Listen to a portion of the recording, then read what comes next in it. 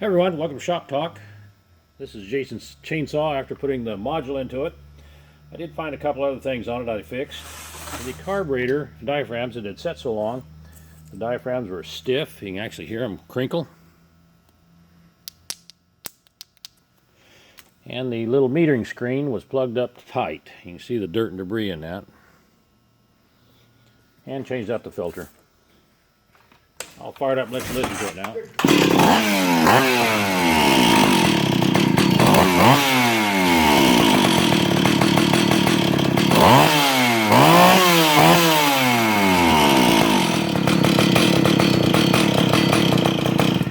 If you have any questions on putting those modules on or you need it done, here's the information.